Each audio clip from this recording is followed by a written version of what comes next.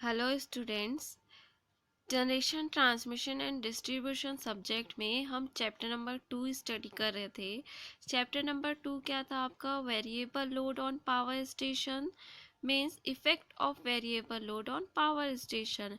Means variable load का power station में क्या क्या इफेक्ट पड़ता है, ये हमने पिछले क्लास में स्टडी किया था। अब इसी चैप्टर में आपको कुछ डेफिनेशंस, टर्म्स और फैक्टर्स पढ़ना है जो हम पावर प्लांट में यूज़ करते हैं। तो चलिए अब हम स्टडी करते हैं कि क्या क्या ऐसे टर्म्स होते हैं और फैक्टर्स होते हैं जो हम पावर प्लांट में यूज़ करते हैं। तो इम्पोर्टेंट टर्म्स एंड फैक्टर्स, सबसे पहले हम देखते हैं कनेक्टेड लोड। कनेक्टेड लोड क्या होता है? कंज्यूमर का टोटल लोड जो सप्लाई सिस्टम से कनेक्टेड है क्या कहलाएगा? आपका कनेक्टेड लोड। क्लियर? यहाँ पे देख सकते हो, कंज्यूमर का टोटल लोड जो सप्लाई सिस्टम से कनेक्टेड होता है वो क्या कहलाता है? कनेक्टेड लोड कहलाता है।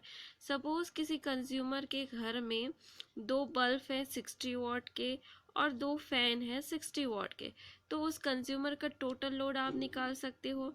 टोटल लोड हम कैसे निकालेंगे? 2 बल्ब लगा हुआ है, कितने वाट का है? 60 वाट का है। मीन्स टोटल कितना वाट हो गया? 60 इंटू 2 इज इक्वल टू 120 वाट।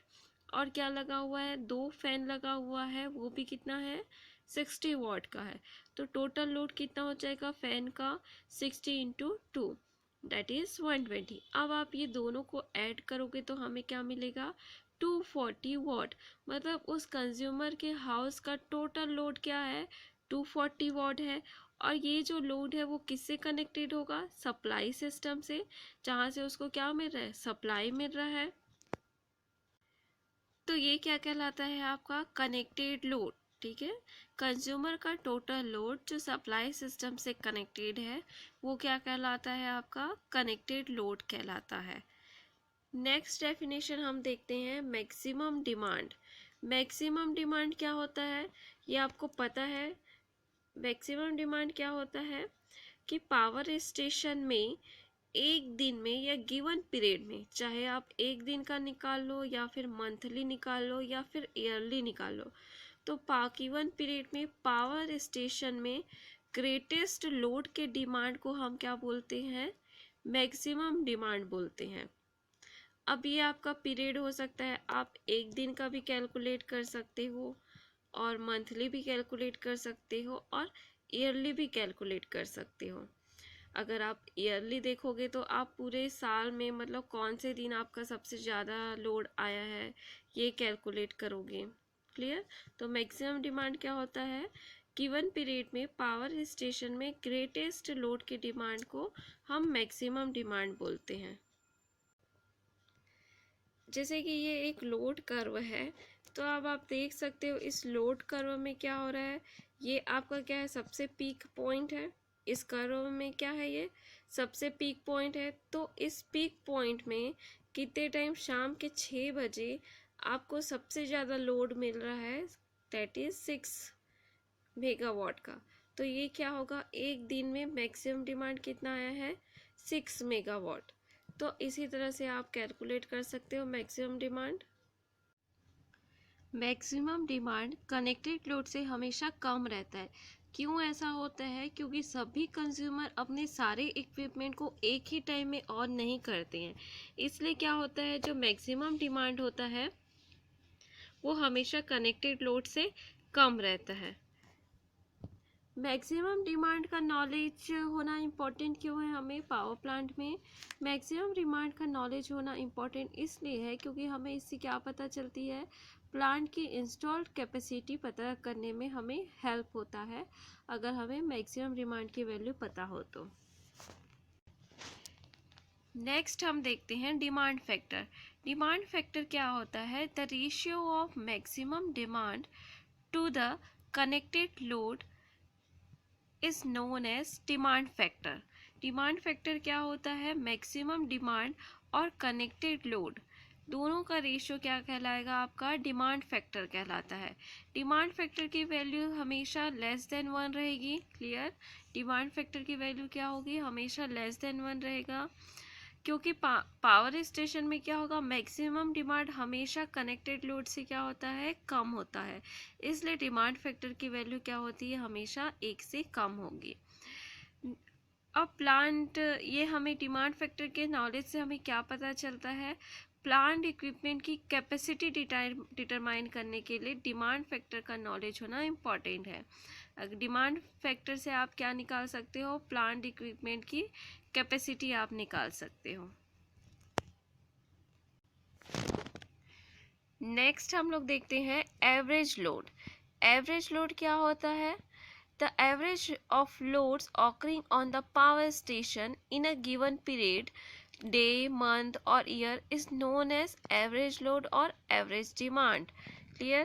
तो इसे हम क्या लिख सकते हैं, daily average load is equal to क्या लिख सकते हैं, number of unit generated in a day divided by 24 hours. देखिए अब यहाँ पीरियड के अकॉर्डिंग हम एवरेज लोड को निकाल सकते हैं। आप डेली एवरेज लोड भी कैलकुलेट कर सकते हो, monthly average load and yearly average load, ये तीनों आप कैलकुलेट कर सकते हो।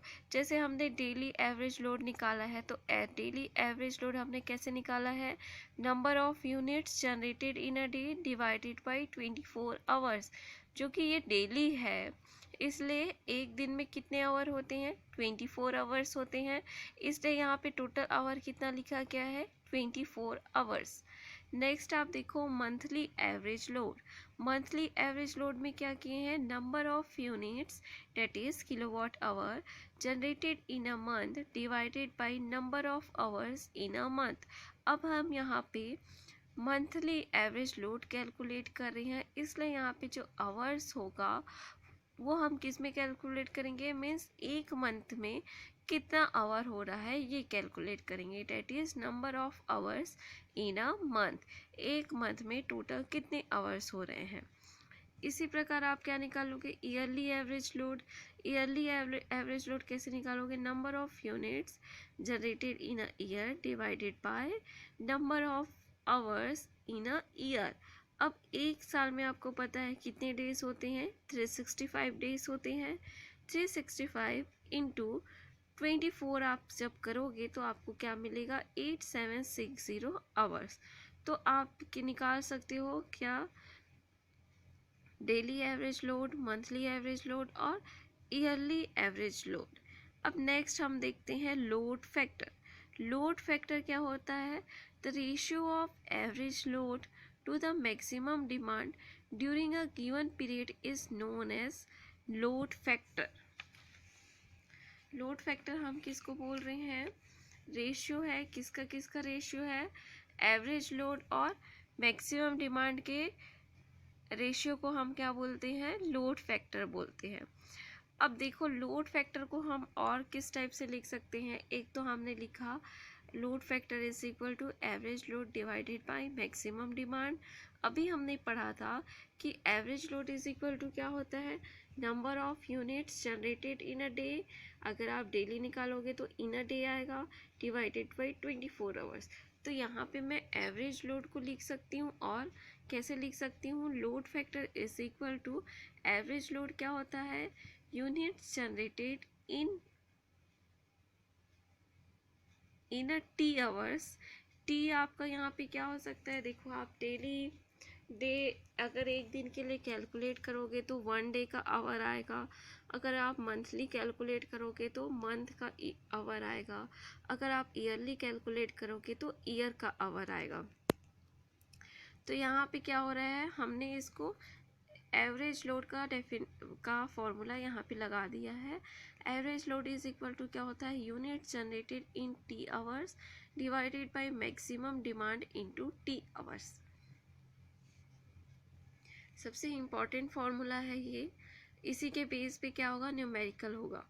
जैसे कि आपको क्वेश्चन में लोड फैक्टर दे दिया रहेगा, मैक्सिमम डिमांड दे दिया रहेगा और टी आवर्स दे दिया रहेगा, और आपको क्या कैलकुलेट करना पड़ेगा, units generated in T hours.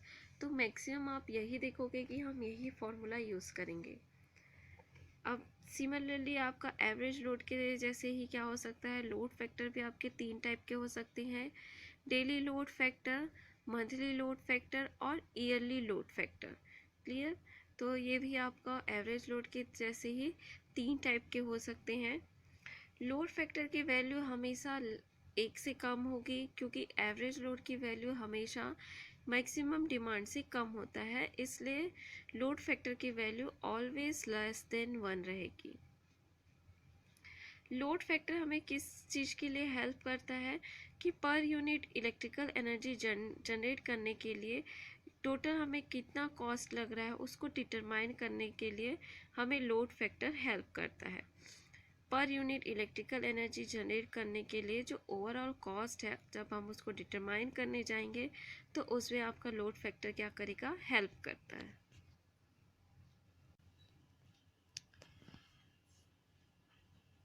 Power station में अगर लोड फैक्टर हाई होता है तो जो पर यूनिट जनरेट करने में हमें जो कॉस्ट लग रहा है इलेक्ट्रिकल एनर्जी, वो क्या होगा, कम होगा।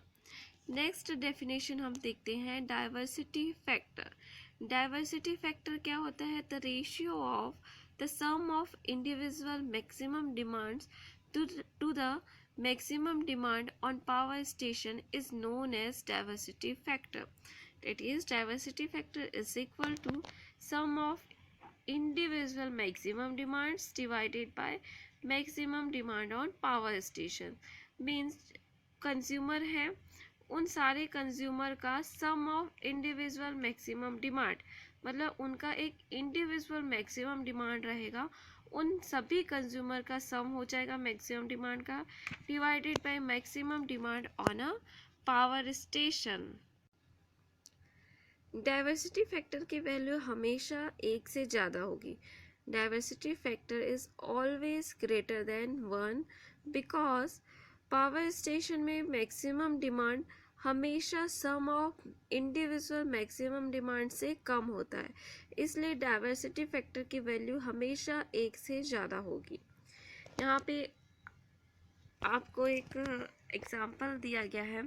सपोज आपके पास कंज्यूमर है ए और बी कंज्यूमर, यहाँ पे लोड दिया हुआ है, उनका load in hours 6 to 8 AM में इतना है और 8 to 10 AM में इतना है। ए का क्या है, 100 किलोवाट है इस टाइम में, बी का 100 किलोवाट, और इस टाइम में क्या है 200 और 50।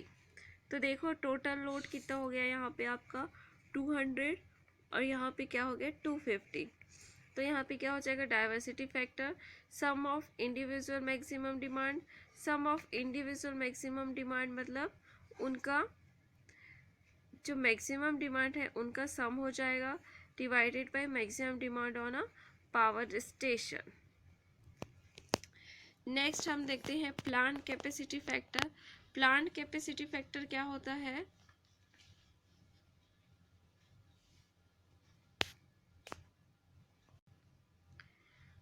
Plant capacity factor is equal to होता है actual energy produced divided by maximum energy that could have been produced. Means कितना एनर्जी एक्चुअली वो प्रोड्यूस कर रहा है divided by maximum energy that could have been produce, मतलब maximum energy जितना वो प्रोड्यूस कर सकता है, इसका रेशियो कहलाता है आपका प्लांट कैपेसिटी फैक्टर। देखिए लोड फैक्टर या फिर डाइवर्सिटी फैक्टर से प्लांट में रिजर्व कैपेसिटी का पता नहीं चल पाता ना, इसलिए हम क्या यूज़ करते हैं, plant capacity factor term use करते हैं। क्या होता है, एक्चुअल एनर्जी प्रोड्यूस मतलब कितना एनर्जी वो प्रोड्यूस कर रहा है डिवाइडेड बाय कितना एनर्जी वो प्रोड्यूस कर सकता है, इसका रेशियो क्या कहलाएगा, plant capacity factor. Plant capacity factor को आप और क्या लिख सकते हो, देखिए एक्चुअल एनर्जी प्रोड्यूस मीन्स जितना डिमांड आएगा एवरेज डिमांड उतना ही वो प्रोड्यूस करेगा, तो हम इसको और कैसे लिख सकते हैं, एवरेज डिमांड या फिर एवरेज लोड इनटू टी, मतलब कितना एवरेज लोड आ रहा है टी आवर्स में डिवाइडेड बाय टी, ये एवरेज लोड का फॉर्मूला होता है। और maximum energy that could have been produce मतलब कितना मैक्सिमम एनर्जी वो प्रोड्यूस कर सकता है, मतलब वो प्लांट कैपेसिटी की बात कर रहा है। तो हम इसको और कैसे लिख सकते हैं, एवरेज डिमांड या फिर average load into T divided by plant capacity into T. अब यहाँ से टी और टी कैंसिल हो जाएगा तो क्या मिल जाएगा आपको, plant capacity factor is equal to average demand upon plant capacity. Plant capacity factor से हमें प्लांट की रिजर्व कैपेसिटी पता चलती है। किसी भी पावर स्टेशन को ऐसा डिज़ाइन किया जाता है कि पावर स्टेशन में कुछ अमाउंट में रिजर्व कैपेसिटी हो। इन केस फ्यूचर में अगर कभी पावर स्टेशन में लोड इंक्रीज हो जाता है तो पावर स्टेशन उस रिक्वायरमेंट को, मतलब उस लोड को सप्लाई देने में फुलफिल हो सके। इसलिए क्या होता है, आपका पावर स्टेशन में कुछ रिजर्व कैपेसिटी होती है। इसलिए जो प्लांट की कैपेसिटी होगी वो हमेशा क्या होगा, मैक्सिमम डिमांड से थोड़ा अमाउंट में ज़्यादा रहता है। तो देखिए, अगर हमको रिजर्व कैपेसिटी निकालना है तो हम कैसे निकालेंगे, reserve capacity is equal to plant capacity minus maximum demand. इस फॉर्मूले का यूज़ करके हम क्या निकालेंगे, रिजर्व कैपेसिटी निकालेंगे। अब हम देखते हैं plant use factor. Plant use factor means कितना प्लांट यूज हुआ है, ठीक है। तो इसका फॉर्मूला होता है plant use factor is equal to station output in kilowatt hour divided by plant capacity into hours of use.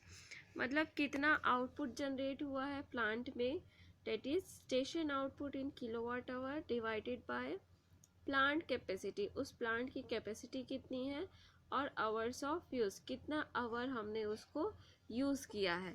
जब आप इस फॉर्मूले का यूज़ करोगे तो आपको क्या पता चलेगा, प्लांट यूज़ फैक्टर पता चलेगा। तो ये था आपका कुछ टर्म्स था, डेफिनेशंस थे जो हम पावर प्लांट में यूज़ करते हैं।